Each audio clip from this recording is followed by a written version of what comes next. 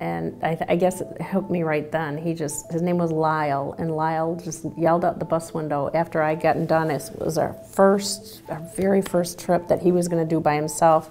He was going out to his workshop at Goodwill, and he yelled out the window, "Now you be careful crossing the street." And I was hooked. I'm like, I love this job. This is a job for me, because he turned it all around. I mean, he knows how to cross the street, but he wanted me to be sure to be careful crossing the street. We do the intake here at the Rapid of the GO-BUS application for paratransit services. And then we date and enter them into our computer and send them to disability advocates at Kent County. And they do the full-fledged evaluation, and sometimes they can determine eligibility just from an application. Sometimes they'll do an interview with a doctor or a medical professional. And sometimes they'd like an in-person assessment because the application might be vague, there might be blank spots the doctor wasn't filling out just the way we'd like it. So it's more of a functional and cognitive ability, and we can assess that much better in person than we can with just a paper application. With our assessment process, the individual will have received a letter in the mail that describes about the time it would take, and that they can get a free GO-BUS ride to the assessment. And as the GO-BUS pulls up, typically we're watching out the window to see how they get off. Are they using the lift?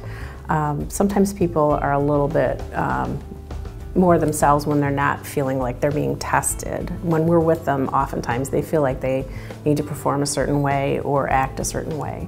If we can catch them at an unguarded moment, watch their approach, watch how they deboard the vehicle, what kind of assistance they need. Sometimes when people come in for the interview, there is a lot of anxiety. They don't know what questions they're going to ask. Maybe they've never ridden on a bus before, or they have and it hasn't been a good experience. So Sarah and I try to put people at ease and try to show them, you know, this is a typical day and this is what it will be like. We bring them directly into a private room with a closed door, and we ask them about their health information, and we keep it brief. We don't get into a lot of detail. Sometimes they bring too much information, but what it is we want to see what they can do.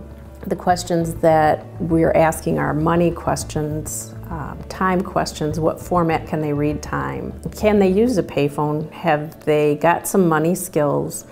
Do they know where to get more information about fare or purchase a fare card?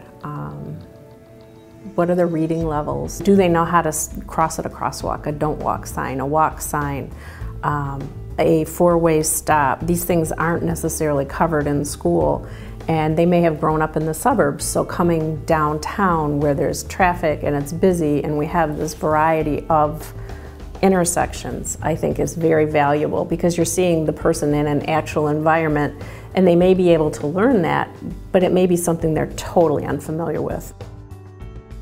As an occupational therapist, what I look at with the person is their physical abilities. I look at balance, I look at gait, I look at endurance, things that we're trained to as a therapist.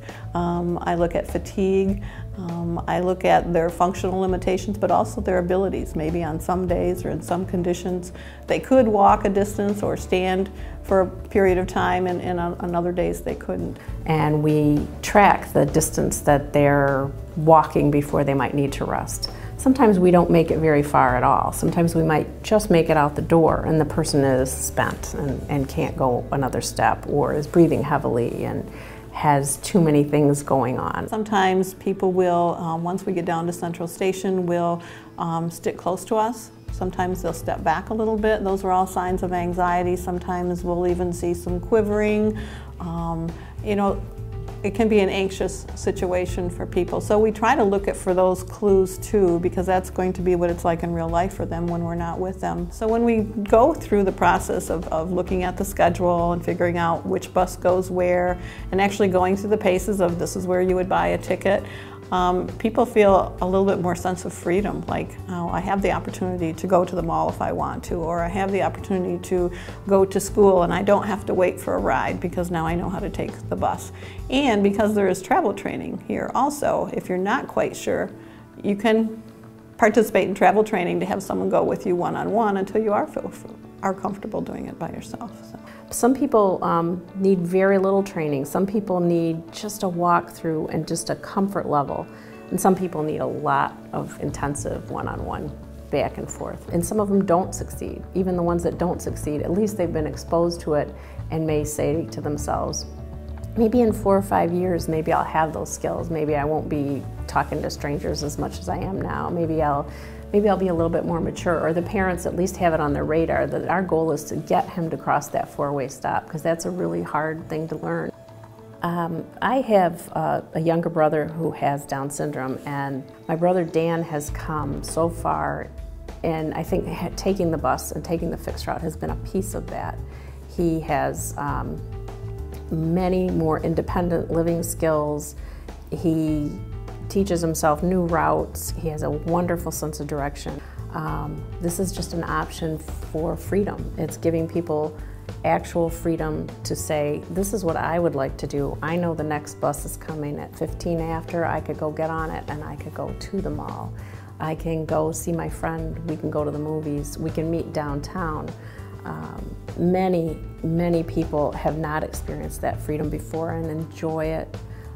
It opens up doors. People who are independent can get better jobs, it's just like a stepping stone. Once I'm free to travel, I can look for that job, I can look for that friend, I can meet my friend, and I don't have to wait and depend on others.